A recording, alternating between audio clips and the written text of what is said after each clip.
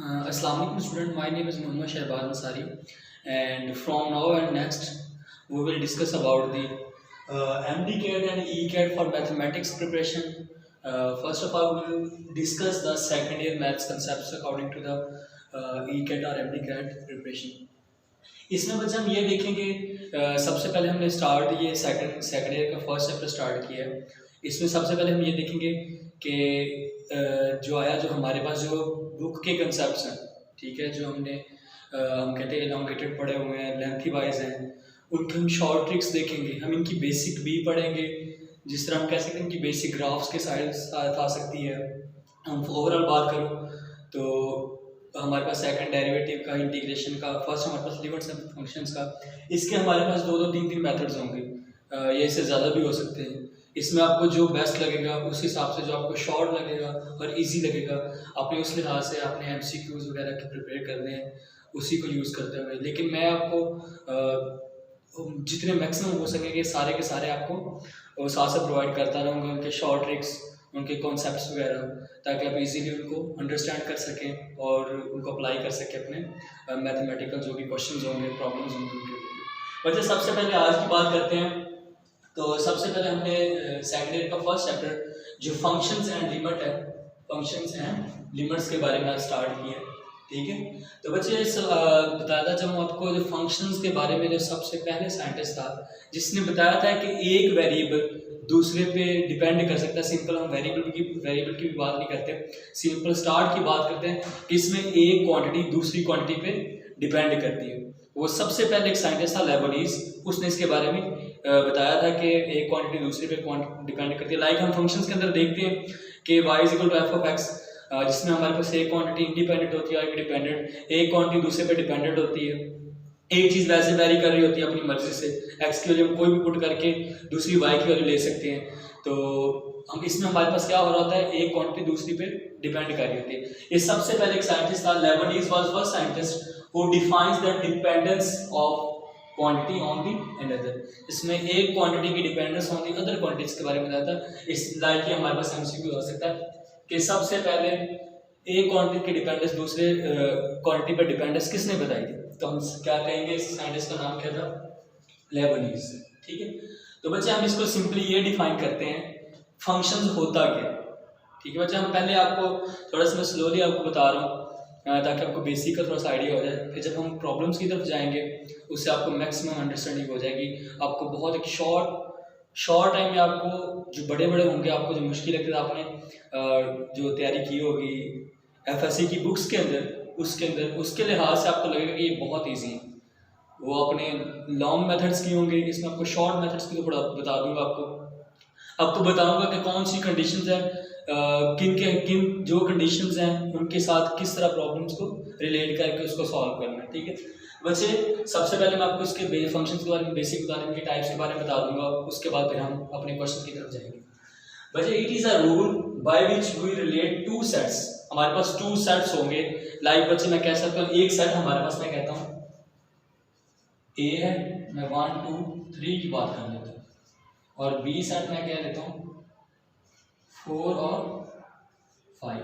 अच्छा बच्चा सेट 1 2 3 और 4, इसमें हम दो सेट्स को रिलेट करते हैं और इस तरह रिलेट करते हैं कि जो A की, जो हमारे पास एक सेट है उसकी वन एंड ओनली वैल्यू, जो हम कहते हैं डिस्क्रीट वैल्यू, दूसरे सेट B के साथ असाइन हो।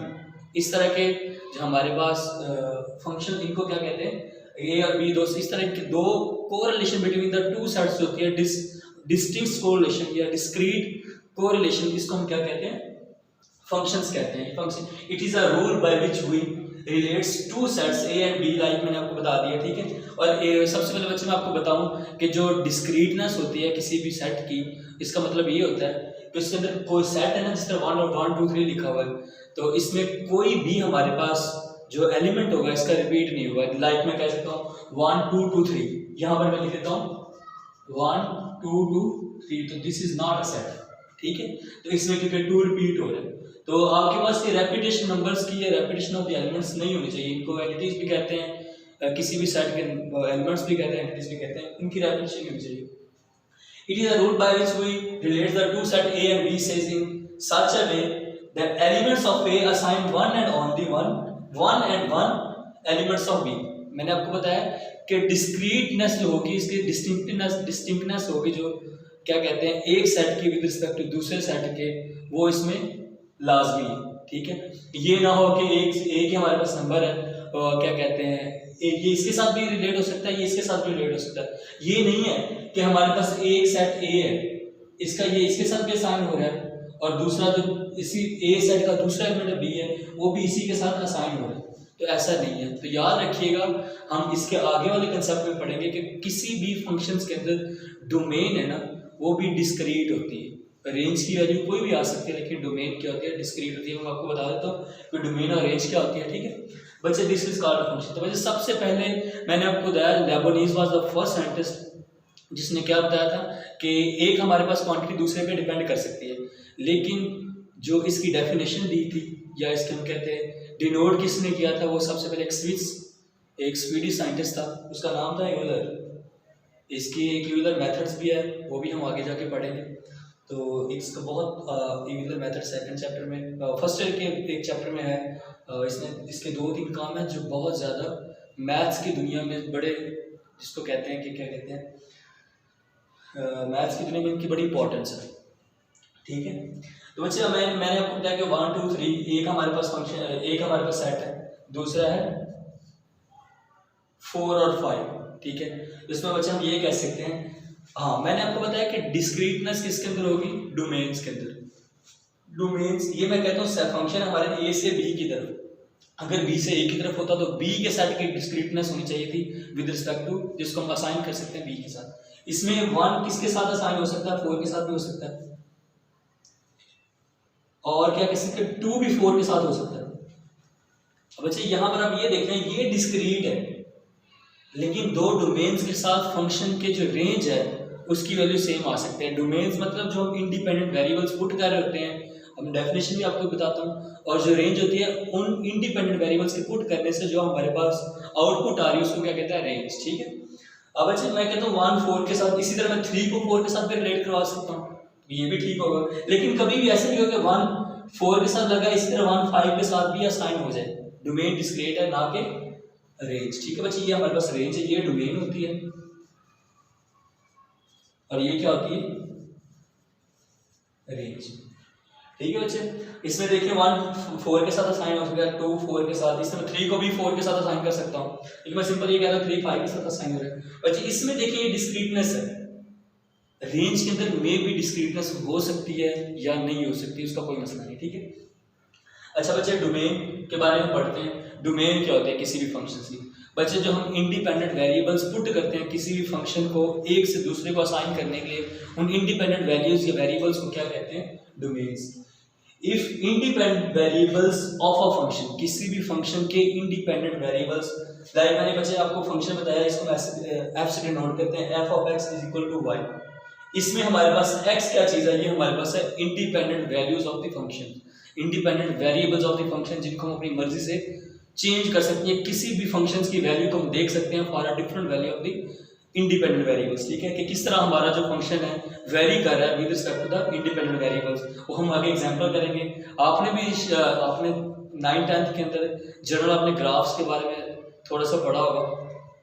उसमें क्या कहते हैं, हम x की वैल्यू 0 पहले पुट कर देते हैं, 2 3 प्लस की वैल्यू पुट कर देते हैं, 2 3 माइनस की। वो जो 2 3 प्लस की और 2 3 माइनस की पुट करके जो हम ग्राफ बना रहे होते हैं, तो वो हमारे पास जो वैल्यूज होती हैं वो क्या होती हैं, इंडिपेंडेंट वैल्यू। और जिन वैल्यूज का रिजल्ट, उन वैल्यूज का रिजल्ट आ रहा होता है, वो हमारे पास क्या होती है, dependent value of the function, या डिपेंडेंट वेरिएबल्स को कहते हैं। तो F of X equal to Y, ये हमारे पास है, एक जनरल फॉर्म है हमारे पास फंक्शन को डिनोट करने की। ठीक है बच्चे, तो बच्चे नेक्स्ट हम जब चलते हैं डोमेन ऑफ द फंक्शन की तरफ।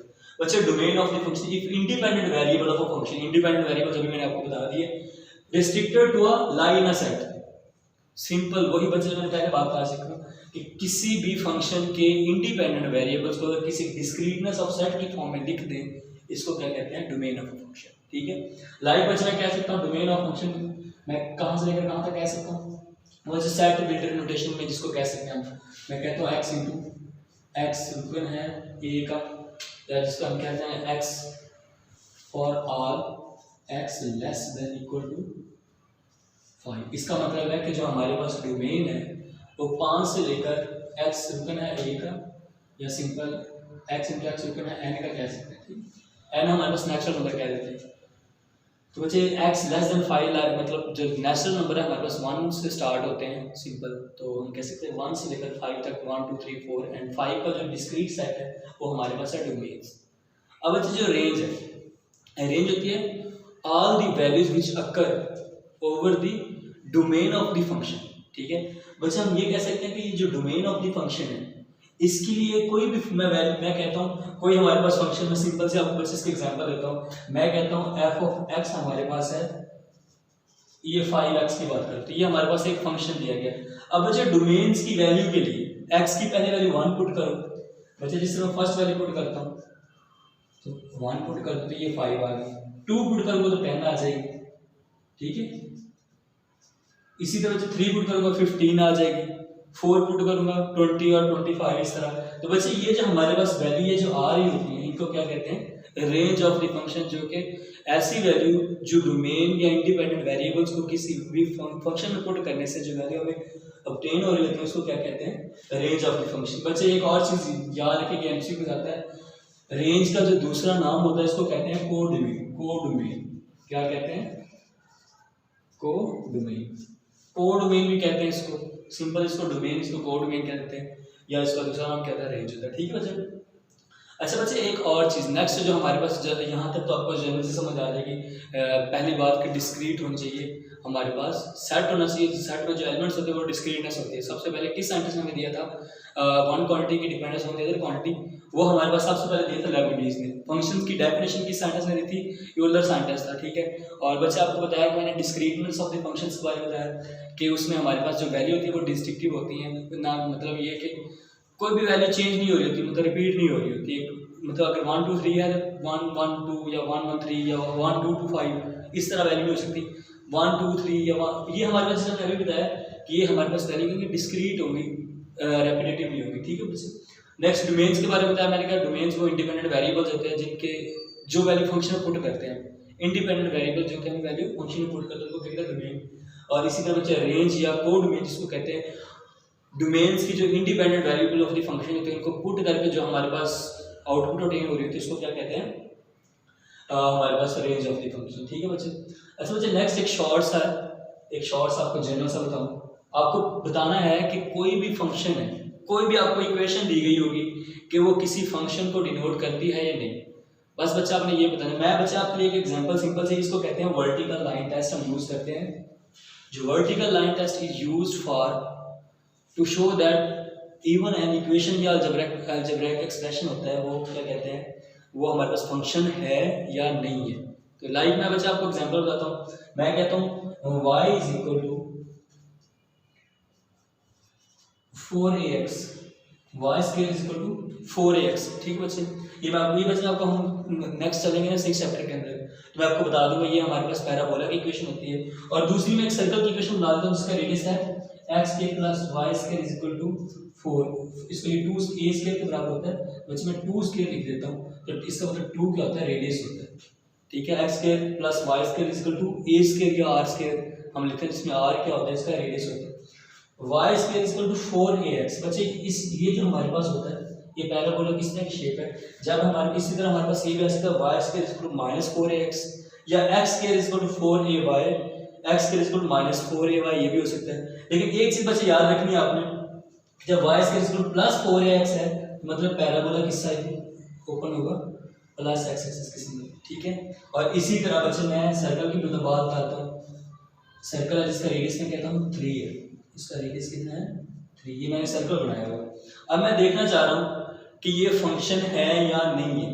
ठीक है, ये फंक्शन को डिनोट करते हैं, लाइक मैंने आपको बताया फंक्शन के डिनोट करने का मतलब है कि इसकी जो इनपुट्स वैल्यू है वो डिस्क्रीट है या नहीं है। मैंने आपको भी बताया था कि जो हमारे पास डोमेन्स इनकी डिस्क्रीट होनी चाहिए। बच्चे सबसे पहले इसको लाइन लगाता हूँ, वर्टिकल लाइन लगा दो कहीं भी, मैं यहाँ पर लाइन लगाता हूँ।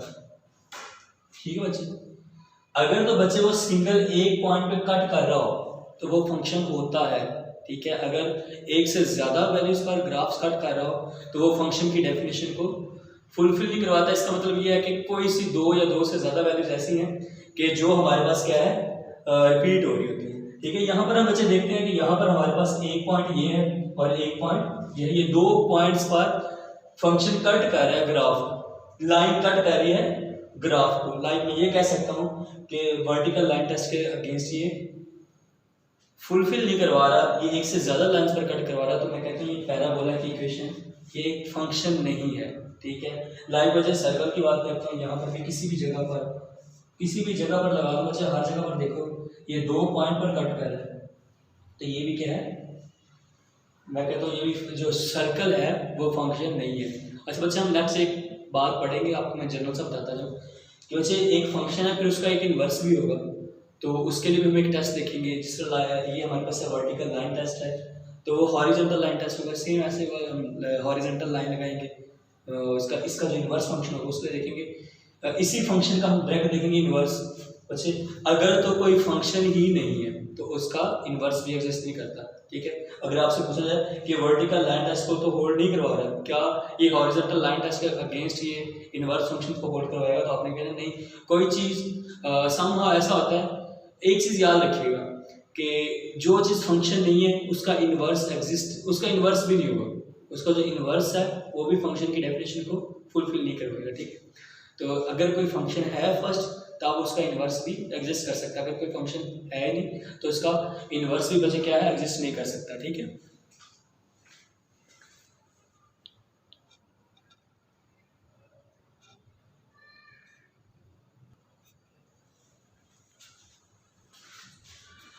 वैसे नेक्स्ट हमारे पास है different types of the function. Function के बारे में आपको मैं जनरल सब बताया था, एक वर्टिकल लाइन टेस्ट बता दिया आपको। तो नेक्स्ट बच्चा हमारे पास क्या है, अब मैंने आपको बताया नहीं कि फंक्शन फिर कब होगा जब वर्टिकल लाइन टेस्ट के अगेंस्ट। बच्चे मैंने अभी साथ में फंक्शंस की डेफिनेशन पढ़ा देता हूँ कि कौन सा फंक्शन क्या होता है, किस तरह उनका एक्सप्रेशन होता है। तो साथ में हम ये भी देख लेंगे वो वर्टिकल लाइन टेस्ट ड्रा करके उसके ग्राफ्स के हिसाब से देख लेंगे ये फंक्शंस को, क्योंकि ये फंक्शन है तो उसके वर्टिकल लाइन टेस्ट को भी फुलफिल करवा रहे हैं, ठीक है। अच्छा बताइए सबसे पहले हमारे पास है फंक्शन के अंदर देखते हैं, तो सबसे पहले हमारे पास है अलजेब्रिक फंक्शन, ठीक है बच्चे। अलजेब्रिक फंक्शन होता है कोई भी ऐसा फंक्शन जिसमें पोलिनोमियल जो होता है ना। अब बच्चे पोलिनोमियल क्या होता है, ऐसा कोई भी हम कह सकते हैं ऐसा ऐसी वैल्यू जिसमें वेरिएबल होती है ना, किसी भी इक्वेशन जिसमें power of the variables gradually decrease हो रही होती है उसको क्या कहते हैं, पोलिनोमियल।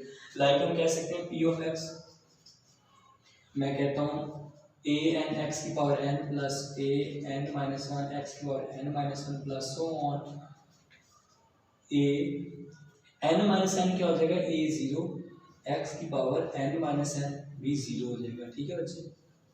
इसमें देखें सबसे जो बड़ी पावर है वो हमारे पास है, सबसे बड़ी पावर है वो है। इसमें देखिए ग्रेजुअली जो हमारे पास है ये पावर का रेट डिक्रीज हो रही है। इस तरह के जो हमारे पास इक्वेशंस होते हैं उनको अलजेब्रिक फंक्शंस भी कहते हैं, और इसका दूसरा नाम पोलिनोमियल्स भी यही होते हैं, ठीक है बच्चे। तो लाइक हम कहते हैं इस एग्जांपल, अच्छा बच्चे जो हमारे पास n होता है, ये जो पावर होती है इसको पावर भी बोल लेते हैं, इसको एक्सपोनेंट भी बोलते हैं, क्या कहते हैं, एक्सपोनेंट ऑफ पोलिनोमियल या अलजेब्रिक फंक्शन, एक्सपोनेंट। और बच्चे ये जो a होती है इसको पावर भी सिंपल कह सकते हैं, ठीक है। और दूसरी बच्चे जी ये हमारे पास साथ होता है इसको कहते हैं बेस, ठीक है, इसको क्या कहते हैं, बेस। और जो बच्चे किसी भी हमारे पास इक्वेशन की जो मैक्सिमम पावर होती है उसी के लिहाज से बताया जा सकता है कि किसी इक्वेशन का या किसी फंक्शन का ग्राफ किस तरह का हो सकता है, ठीक है। लाइक बच्चे हम सिंपल बात करते हैं आगे, इसी के एग्जांपल लेंगे। हम कहते हैं कि लीनियर जो फंक्शन होता है ऐसा पोलिनोमियल या अलजेब्रिक फंक्शन जिसमें एक्सपोनेंट की पावर या सिंपल पावर या एक्सपोनेंट की वैल्यू क्या होगी, 1 होगी, इसको क्या कहते हैं, लीनियर फंक्शन, ठीक है। A function for which the maximum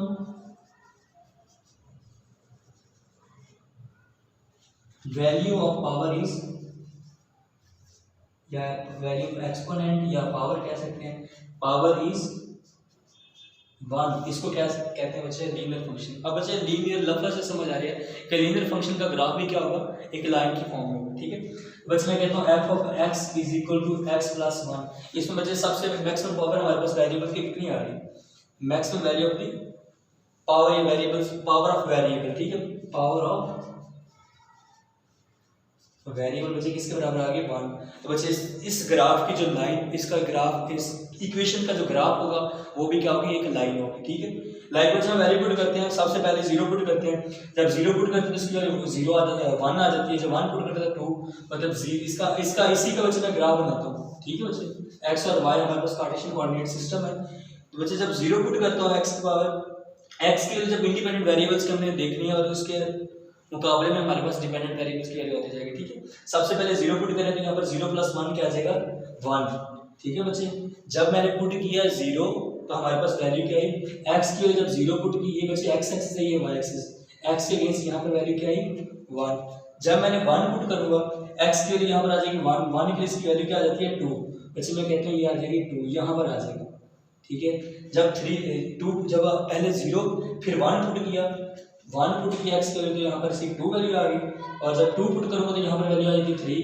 इसी तरह बच्चे नेक्स्ट वैल्यू बढ़ती जाती है, तो बच्चे इसका जो इन लाइंस को आपस में मिलाएंगे बच्चे सिंपल से कि ये लाइन बनेगी, ठीक है। तो यहाँ से स्टार्ट हो रहा है, ये हमारे पास एक सिंपल लाइन को नोट करेगा, ठीक है। इसी बेसिस को कहते हैं लीनियर फंक्शन कहते हैं, ठीक है। नेक्स्ट बच्चे हमारे पास है क्वाड्रेटिक फंक्शन।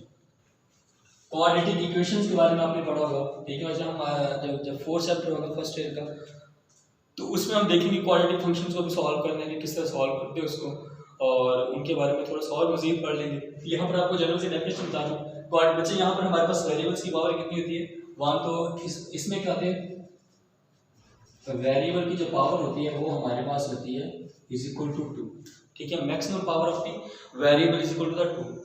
लाइक बस मैं इसको इसकी जनरल फॉर्म लिखता हूँ, ax² + bx + c = 0, या सिंपल किसी कांस्टेंट के बराबर, ये हमारे पास कोई कांस्टेंट भी हो सकता है, या सिंपल हम 0 कह रहे हैं, ज़रूर कांस्टेंट के लिए यहाँ पर आ गए बच्चे। यहाँ पर a, b और c, ये तो मैंने आपको पहले बता दी, ये जो बेसिस, यहाँ पर जो भी पॉलीनोमियल की मैक्सिमम पावर है वो हमारे पास कितनी है 2, और जनरल ये भी आपको पता लगा ये क्वाड्रेटिक है, और ये पॉलीनोमियल्स में पावर जो क्या होती है ग्रेजुअली डिक्रीज हो रही थी, पहले 2 है फिर 1 है, फिर ये जनरल सिर्फ कांस्टेंट रहेगा, तो यहाँ पर पावर कितनी हमारे पास 0। तो बच्चे ये क्वाड्रेटिक फंक्शन है। बच्चे इन क्वाड्रेटिक फंक्शंस का ग्राफ जो होता है ये हमेशा पैराबोलिक बनेगा, ठीक है। क्वाड्रेटिक फंक्शंस का ग्राफ क्या होगा, हमेशा पैराबोलिक बनेगा, लाइक बच्चे इस तरह, ठीक है। और एक और चीज बच्चे आपको बताऊं, अगर तो x की पावर 2 है तो हमारे पास ग्राफ पैराबोलिक, इसकी पैराबोलिक इस लाइन हमारे पास इस तरह से छतरी टाइप अम्ब्रेला टाइप होता है, ओपन अम्ब्रेला, ठीक है। ये x जब हमारे पास x प्लस होगा तो x एक्सिस से मतलब होगा डायरेक्शन ऑफ एक्सिस, फिर अगर y होगा तो फिर इस डायरेक्शन में होगा, फिर अगर y पॉजिटिव है यहाँ पर -x यहाँ पर, -y यहाँ पर, प्लस x यहाँ पर, ठीक है। तो एक्सिस के साथ वो वैरी कर रहा होता है, ठीक है। अच्छा बच्चे, अगर ये तो हमारे पास मैंने 2 के साथ लिखा है, अब किसी भी पैराबोला है जो हमारे पास, इसकी मैं कहता हूँ विड्थ के अंदर किस तरह वेरिएशन इस तरह वेरी किस तरह कर सकता है, मतलब एक्सटेंड या हमारे पास वो कंप्रेस किस तरह हो रहा होता है। सिंपल सी जो पावर होती है ना, अगर ये मिनिमम पावर ये है ना 2 के साथ, क्योंकि 2 से बच्चे कम हो तो लीनियर फंक्शन बन जाता है। सिंपल 2 ये अगर तो 4 होगी, पावर 4 आ जाएगी तो एक ग्राफ, ये थोड़ा सा ग्राफ क्या हो जाएगा एक्सटेंड हो जाएगा, ठीक है। और पावर 8 आ जाएगी, फिर ग्राफ बच्चे मजीद एक्सटेंड हो जाएगा, ठीक है।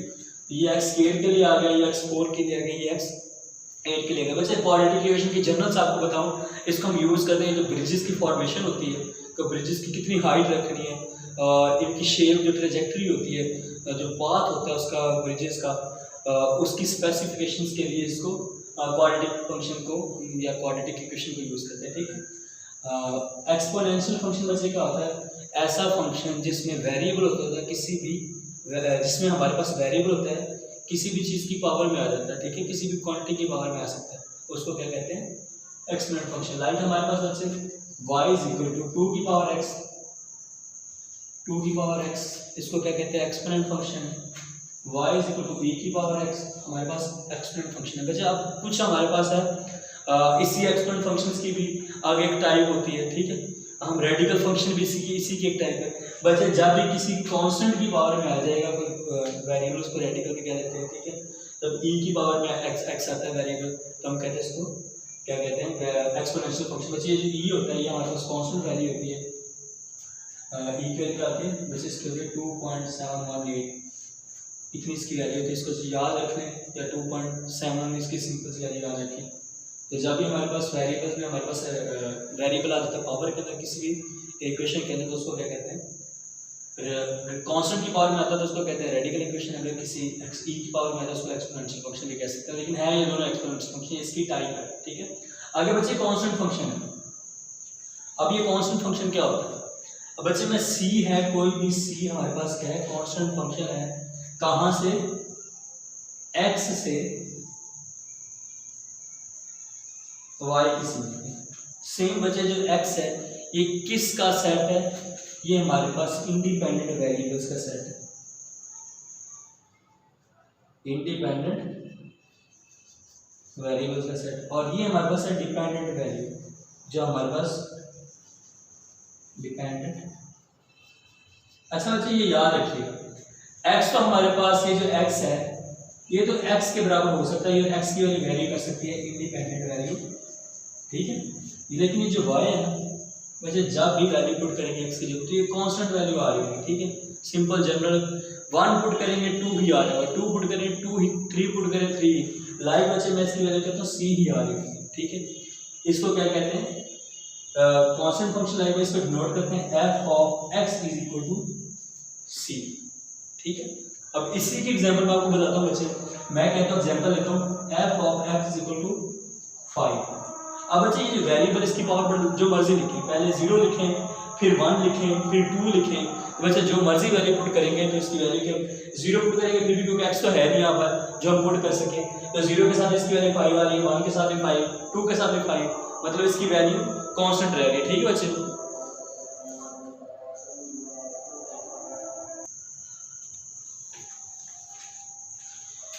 जी बच्चे नेक्स्ट हमारे पास है ट्रिग्नोमेट्रिक फंक्शन।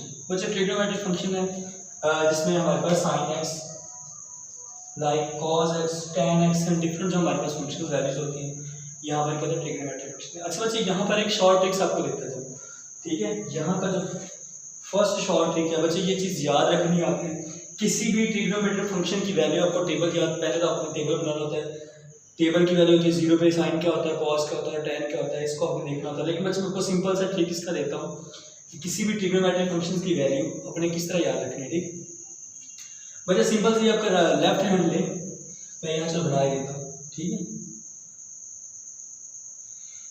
सिंपल बच्चे थोड़ी सी मेरी, हाँ ये समझे आप, ये लेफ्ट हैंड ही है आपके पास, ठीक है। बच्चे इसके हमारे पास डिफरेंट एंगल्स को नोट करते हैं, ये हमारे पास है 0, 30, 45, 60 एंड 90, ठीक है।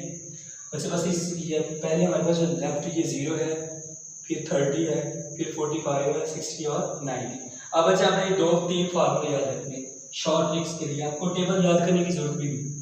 बच्चे मैं कहता हूँ साइन जो होगा वो हमारे पास होगा राइट फिंगर्स का अंडर रूट डिवाइडेड बाय 2, ये जो कॉज होता है लेफ्ट फिंगर्स का अंडर रूट डिवाइडेड बाय 2, और टेन होगा हमारे पास राइट, क्योंकि बच्चे साइन आगे राइट फिंगर्स का अंडर रूट डिवाइडेड बाय 2, ये बच्चे भी बताता हूँ ये फिंगर्स का मतलब क्यों यूज किया है, और कॉज होता है लेफ्ट फिंगर, और टेन होता है साइन ओवर कॉज होता है, तो 2 से कैंसिल होकर राइट फिंगर्स का under root divided by left fingers का अंडर रूट, ठीक है। बस ये चीज़ याद रखनी है, साइन होता है राइट फिंगर्स का under root divided by 2, cos होता है लेफ्ट फिंगर्स का अंडर रूट डिवाइडेड बाय 2, और टेन होता है राइट फिंगर्स का under root divided by left fingers का अंडर रूट। अब बच्चे इसको अप्लाई कैसे करना है, अब सिंपल से आपको ये तो बच्चे 3 फार्मूले राइट फिंगर्स का अंडर रूट, ये तो आपको याद हो भी क्यों अभी तक, ठीक है। बच्चे अब किसी भी वैल्यू को आपने निकालना है, टेबल की लाइक वैल्यू देखते हैं 0, इस तरह 0 से 90 पे वो सारी वैल्यू देखते हैं ना, तो यहाँ पर हम देखेंगे सबसे पहले आप जो कहते हैं, मतलब आप कमेंट सेक्शन में कोई यहाँ पीछे तक जो भी चीज़ आपको ना समझ आई हो मुझे बता देना, कमेंट सेक्शन में बता सकते हैं, ठीक है। तो आपको दोबारा एक शॉर्ट वीडियो के थ्रू आपको समझा दिया जाएगा, ठीक है। तो यहाँ पर बच्चे देखें सबसे पहले लाइक में निकालना चाहता हूँ cos 30 की वैल्यू क्या है, cos 30, मैं कहता हूँ बच्चे cos 30 की वैल्यू निकालिए। बच्चे ये है यहाँ पर देखो 30 इस फिंगर पे आ रहा है, ठीक है बच्चे, ये इस फिंगर पे आ रहा है, ठीक है। इस 30 जिस चीज़ की भी वैल्यू निकाली है, जिस ट्रिग्नोमेट्रिक फंक्शन की वैल्यू निकाली है उसको बैंड करें, ठीक है। आगे बच्चे cos का फार्मूला देखें, cos का फार्मूला क्या है, लेफ्ट फिंगर्स का अंडर रूट डिवाइडेड बाय 2। बच्चे जिसको हमने 30 निकाला है, 30 वाली फिंगर को हमने वो कंप्रेस कर लिया। उसके बाद इसके जो लेफ्ट है हमारे पास है, लेफ्ट फिंगर्स की बची, ये हमारे पास राइट फिंगर्स बच जाएगी, ये हमारे पास लेफ्ट फिंगर्स। तो लेफ्ट फिंगर्स कितनी बची, 1 2 एंड 3 बचे, 3 फिंगर बचे, लेफ्ट फिंगर्स कितनी बची, 3 डिवाइडेड बाय 2, तो बच्चे cos 30 का जो रूट 3/2 होती है, ठीक है। इसी तरह बच्चे कोई से भी निकालूँ, सिंपल हम आपको बताता हूँ। tan 90 बच्चे इन्फिनिटी होता है, tan 90 क्या होता है, इन्फिनिटी। बच्चे ये 90 की वैल्यू है, इसको रखें बाहर। आगे बच्चे है राइट फिंगर्स का under root divided by left fingers का अंडर रूट, और 90 बता रहा हूँ बच्चे। राइट फिंगर्स हैं 4 का under root divided by left fingers बच्चे, कोई भी बच्चे नीचे आ जाएगा 0। बच्चे किसी भी क्वांटिटी का जो ओवर 0 होता है वो हमारे पास हमेशा किसके बराबर होता है, इन्फिनिटी। बच्चे ये हमारे पास जो शॉर्ट से ट्रिक है, इसके साथ साथ कोई भी ट्रिग्नोमेट्रिक वैल्यू निकाल सकते हैं, ठीक है बच्चे। तो बच्चे यहाँ तक आपको कोई भी क्वेश्चन नहीं समझ आया या किसी भी फंक्शन के बारे में नहीं समझ आया तो वो मुझसे पूछ सकते हैं, ठीक है।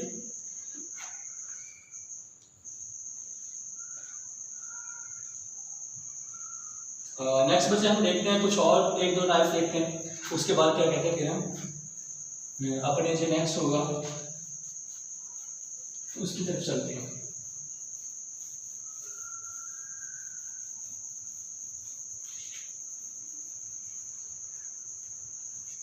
जी बेटा।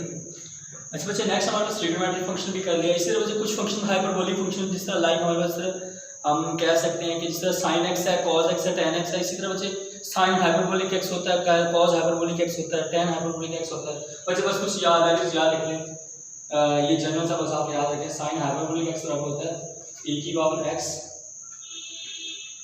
माइनस e की power minus x/2। cos hyperbolic x होता है e की पावर x माइनस e की power minus x/2 plus x/2। और बच्चे tan हाइपरबोलिक x आ जाएगा, मुझे इसको ये आ जाएगा e की पावर साइन और कॉस होता है तो बच्चे 2 से कैंसिल हो गया, तो e की पावर x माइनस e की पावर माइनस x e की पावर। तो बच्चे ये 3 वैल्यू। इसी तरह बच्चे अगर आपसे पूछा जाए सीकंड हाइपरबोलिक x होगा तो बच्चे साइन का रेसिप्रोकल होता है, वो सीकंड होता है, तो बच्चे 2 ओवर ये आ जाएगा। सीकंड पूछा जाएगा तो 2 ओवर दिस आ जाएगा, और tan ऊपर पूछा जाएगा तो ये हमारे पास क्या हो जाएंगे, शफल कर जाएंगे दूसरे के साथ, ठीक हो गया। अब बच्चे कुछ इसी तरह बच्चे इस तरह ट्रिग्नोमेट्रिक फंक्शन होते हैं और उनके इन्वर्स होते हैं। इस तरह बच्चे हाइपरबोलिक फंक्शन होते हैं, इस तरह उनके इन्वर्स भी होते हैं। सिंपल बच्चे आपको बताऊँ, साइन ये बच्चे आपकी बुक में लिखा हुआ सिंपल सा, उसको आप याद रख लीजिएगा। साइन हाइपरबोलिक x बराबर होता है log x plus x square minus 1 का अंडर रूट का, ये बच्चे ये मॉड है, ठीक है, ये मॉड की वैल्यू से शो करता है। इस तरह बच्चे कॉस होगा x plus x square plus 1 का अंडर रूट आ जाएगा, और बच्चे tan होता है 1/2 log x माइनस 1 और x प्लस 1 होता है, ठीक है बच्चे, कुछ याद रखिएगा, ठीक है। अच्छा बच्चे जो नेक्स्ट हमारे पास जनरल सी बात है तो उसको मैं आपको थोड़ा सा बता देता हूँ। नेक्स्ट बच्चे हमारे पास है एक पैरामीट्रिक फंक्शन।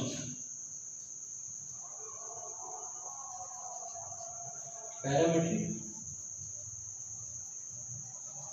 फंक्शन, ऐसा बच्चे पैरामीट्रिक फंक्शन ऐसा लाइक मैं कहता हूँ y इज इक्वल टू हमारे पास है f ऑफ x, ठीक है। वैसे पैरामीट्रिक फंक्शन होता है ऐसा फंक्शन जिसमें y और x दोनों को किसी थर्ड वेरिएबल्स की फॉर्म में डिनोट किया जा सके, उसको क्या कहते हैं, if y and x are denoted in terms of third variable, it is known as parametric function और पैरामीट्रिक इक्वेशन, ठीक हो गया। वैसे अगर हमारे पास x और y बोथ को डिफाइन कर सके इन टर्म ऑफ किसी थर्ड वेरिएबल्स की फॉर्म में, जिसको क्या कहते हैं, पैरामीट्रिक फंक्शन लाइक हम कह सकते हैं। अब वैसे मैं कहता हूँ y इज इक्वल टू 280 और x इक्वल टू 80 स्क्वायर, ठीक है बच्चे। तो ये हमारे पास है, तो बच्चे x और y तो हमारे पास दो वेरिएबल्स आ गए, इनको किसी थर्ड वेरिएबल t की फॉर्म में डिनोट किया हुआ है, तो इसको क्या कहते हैं, पैरामीट्रिक इक्वेशन या पैरामीट्रिक फंक्शन, ठीक हो गया बच्चे। नेक्स्ट बच्चे छोटी सी एक हमारे पास दो डेफिनेशन रहेंगे, उसके बाद में उसको एंड अप करते हैं, नेक्स्ट एंड अप करते हैं और साथ साथ फिर हम नेक्स्ट एक्सरसाइज स्टार्ट करेंगे, ठीक है। अच्छा बच्चे हमारे पास एक होती है एक्सप्लिसिट इक्वेशन फंक्शन और एक होता है इम्प्लिसिट फंक्शन। इम्प्लिसिट और एक्सप्लिसिट बच्चे सिंपल से याद रखें, ऐसा फंक्शन या ऐसी इक्वेशन जिसमें x को y की टर्म में और y को x की टर्म में लिख सकते हैं, ठीक है, उसको क्या कहते हैं, explicit function. A function in which x and y can be written in terms of each other, written in terms of each other is known as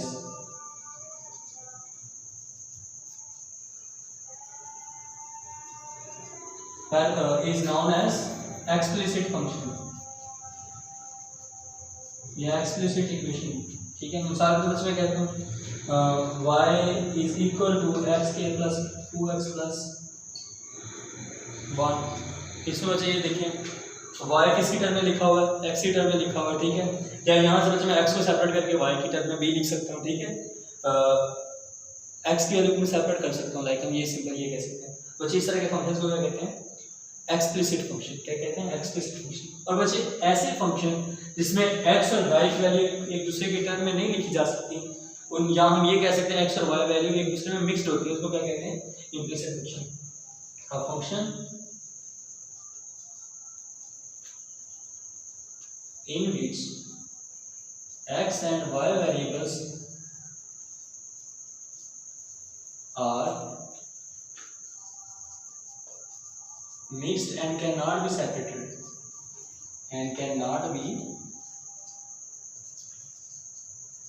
separated इसको बच्चे क्या कहते हैं, हमारे पास है ये हमारे पास वैल्यू आ जाती है एक्सप्लिसिट फंक्शन की, ठीक है। लाइक इसके बच्चे एग्जांपल मैं कहता हूँ x k plus x y plus y square is equal to 0। इसमें बच्चे कभी भी x इस तरह आप नहीं लिख सकते, कभी भी मिसाल के बच्चे मैं पहली बात करता हूँ x को या y को एक दूसरे की टर्म में नहीं लिख सकते। लाइक मैं देखता हूँ, मैं कहता हूँ y इधर चला जाता है, x के plus x y is equal to minus y square हो जाएगा।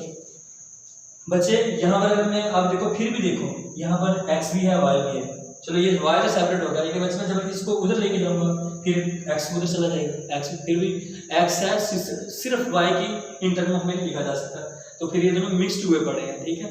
एक दूसरे की टर्म में इनको एक दूसरे से सेपरेट नहीं कर सकते, तो इस तरह के हमारे पास फंक्शन को कहते हैं इम्प्लिसिट फंक्शन और ये कहते हैं एक्सप्लिसिट फंक्शन। वैसे इम्प्लिसिट और ये कहते हैं एक्सप्लिसिट फंक्शन। अब बच्चे एक लास्ट हमारे पास है फंक्शन की टाइप है, उसके बाद हम फिर अपनी एक्सरसाइज की तरफ चलेंगे। तो बस लास्ट बच्चे देखेंगे, या हम ये कहते हैं कि नेक्स्ट लेक्चर्स के अंदर हम क्या देखेंगे, इनकी इम्प्लीमेंटेशन देखेंगे, ठीक है। अच्छा बच्चे ये जो मोस्ट इम्पॉर्टेंट है, ठीक है, ये जो जनरल बच्चे आपको बेसिक प्रोवाइड करने के लिए बच्चे सबसे पहले जो आपके पास यूनिट टेस्ट में क्वेश्चन आ सकते हैं कुछ आप कम से कुछ पहले बता दिए, शॉर्ट ट्रिक्स बता दिए। बच्चे नेक्स्ट हमारे पास है even function and odd function, ठीक है बच्चे, इवन फंक्शन और ऑड फंक्शन। बच्चे ऐसा फंक्शन इवन फंक्शन होता है अ फंक्शन इन विच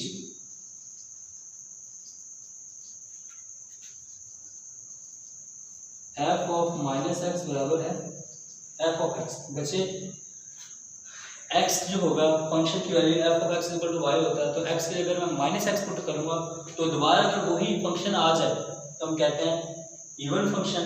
और अगर बच्चे ऐसा फंक्शन जिसमें f of minus x minus of f of x के बराबर है, किसके बराबर है, minus of f of x के बराबर है, इसको क्या कहते हैं, ऑड फंक्शन। बच्चे माइनस पुट करोगे माइनस का आता बाहर आ जाता है। इसकी वजह एग्जांपल देखता हूँ, मैं कहता हूँ बच्चे सबसे पहले हमारे पास है simple y is equal to f of x equal to आ जाता है x के, और मैं ये इसका लिख देता हूँ f of x equal to x cube.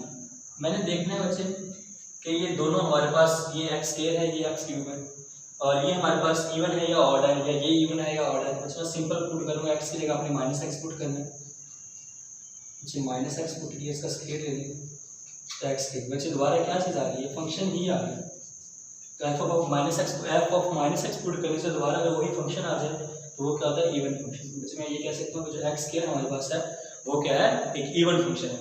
अब अच्छा नेक्स्ट जो हमारे पास है वो देखते हैं। अगर हमारे पास x की जगह माइनस एक्स पुट करें, यहाँ पर माइनस एक्स क्यूब हो जाता है। और बच्चे हमने देखा कि जब पावर पॉजिटिव इवन होगी तो माइनस प्लस हो जाता है, अगर ऑड हो तो माइनस रहता है, बाहर आ जाता है। -1 की पावर 3 -1 ही होता है और एक्स की क्यूब, ठीक है। तो इसमें लिख सकते हो माइनस, और ये हमारे पास किसके बराबर है, x cube F of x, ठीक है। अब अच्छे देखें, जब फंक्शन की वैल्यू माइनस एक्स पुट करने से क्या आ रहा है, माइनस बाहर आ रहा है, तो ये हमारे पास डेफिनेशन किसकी थी, ऑड की। और अगर बच्चे कुछ फंक्शन ऐसे हो सकते हैं, यहाँ पर बच्चे ये f of minus x f of x आ रहा है, ये माइनस एफ ऑफ एक्स आ रहा है, ये ऑड हो गया। बच्चे कुछ फंक्शन होंगे ना ये बन रही होगी कंडीशन और ये ना ये बन रही होगी। लाइक बच्चे मैं आपको एग्जांपल देता हूँ, सिंपल बच्चे मैं कहता हूँ x + 1 और x - 1। बच्चे यहाँ पर माइनस, ये आपके असाइनमेंट है बच्चे, ठीक है। अब जनरल सा इसको सॉल्व करके देखिए।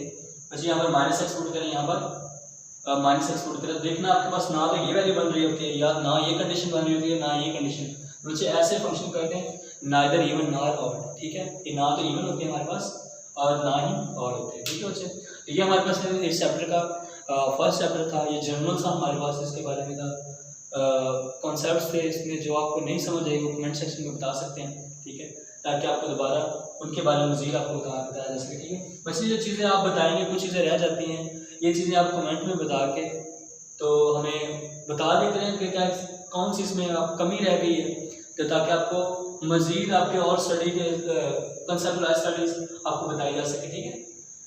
तो बच्चे इसमें आज के लेक्चर में आपको कोई भी एनी डिफ़िकल्टी हो तो आप क्वेश्चन पूछ सकते हैं, ठीक है बच्चे। और नेक्स्ट बच्चे हम इंशाल्लाह देखेंगे कि क्या कहते हैं फर्स्ट चैप्टर को इंशाल्लाह मैक्सिमम एक लेक्चर के अंदर या 2 लेक्चर के अंदर हम ख़त्म कर लेंगे। जो हमारे पास 1.1 से लेकर जो हमने 1.5 तक करने हैं वो मैक्सिमम हम देखेंगे, ये कर लेंगे कि एक लेक्चर में हम 1.3 तक कर लेंगे, फिर नेक्स्ट लेक्चर में 1.4 और 5 या 1.1 और 2 एक लेक्चर में कर लेंगे, और नेक्स्ट हम क्या कर लेंगे सेकंड लेक्चर में, ठीक है। जितना हमसे हो सके वो कर लेंगे। तो मैक्सिमम हम 3 दिन लगाएंगे, तो 3 लेक्चर्स के अंदर हमारा फर्स्ट चैप्टर कंप्लीट हो जाएगा। उसके बाद फिर हम जो मोस्ट इंपॉर्टेंट चैप्टर जिनके अंदर MCQs के ज़्यादा आने के चांसेस होते हैं वो सेकंड, थर्ड और फिर नेक्स्ट जो ऑनवर्ड चैप्टर्स हैं उनके बारे में पढ़ेंगे, ठीक है। ओके बच्चे, थैंक यू, अल्लाह हाफिज़। ख्याल रखें और पॉजिटिविटी स्प्रेड करते रहें, अपने पास नज़दीक मास्क लगा के रखें, ठीक है। अपनी सेहत का भी ख्याल रखें, दूसरों की सेहत का ख्याल रखें। अल्लाह हाफिज़।